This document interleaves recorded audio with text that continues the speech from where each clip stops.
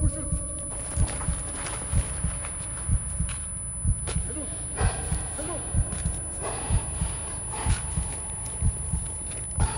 Selam. Selam kardeşim. Selam. Komutanım bana sesleniyor. Selam.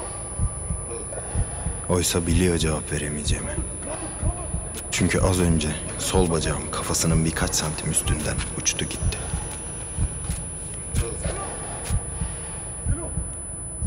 Ölüm hep yanı başımızdaydı. Aldığımız her nefeste, içtiğimiz her yudumda, her gülüşümüzde, her adımımızda. Sırdaşımız, dostumuz, tek yarimiz ölümdü.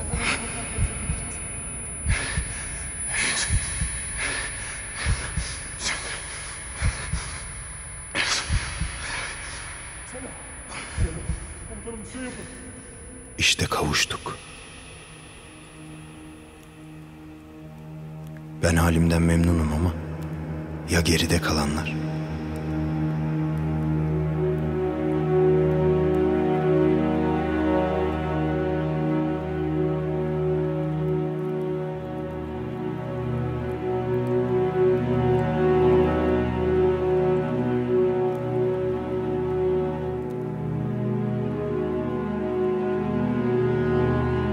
Karım. 4 sene önce evlendik. Bu 4 senede 4 kere görüşmüş müyüzdür bilmiyorum.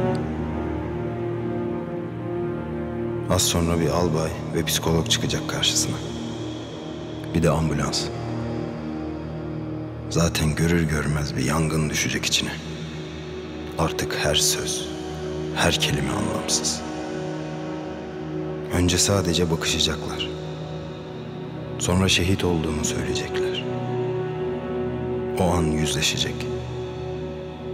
Ağlamamak için tutacak kendini. Bir an son görüşmemiz aklına gelecek. Beni uğurlaması. Kurduğumuz bahçeli ev hayali. Bahçeye ekeceğimiz sebzeler. İşte hepsi uçup gitti. Ve ölene kadar beni asla unutmayacak.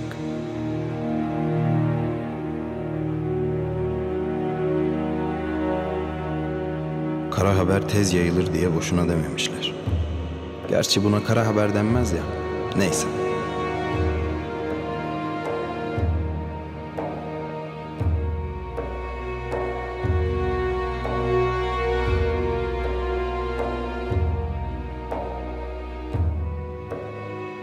Babamın yüzüne iyi bakın. Onların zırh delen mermileri var. Babamın da yürek delen bakışları. Yüzündeki vakarlı duruşa bakın.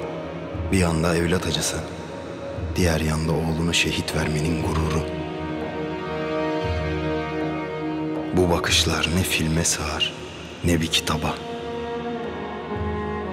Gözünden bir damla yaş akmayacak. Ki bu, bizi yenemezsiniz, boşuna uğraşmayın demenin bir başka yolu.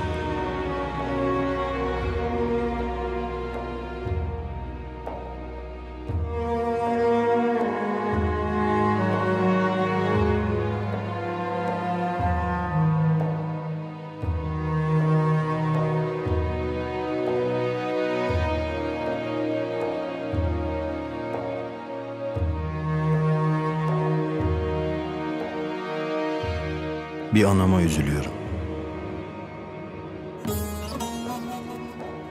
Her telefon çaldığında yüreği hop ederdi. Her aradığımda, daha ilk anacığım dediğimde gözyaşları yanağına süzülmeye başlar. 2 kelime edemeden hıçkırıklara boğulurdu. Hakkını helal et anacığım. Oğlun şehit oldu. Arkamdan duanı eksik etme sakın. Hoş, etmezsin ya. Vatan size, siz Allah'a emanet. Beni merak etme anacığım. Bana burada çok iyi bakıyorlar. Gözün arkada kalmasın.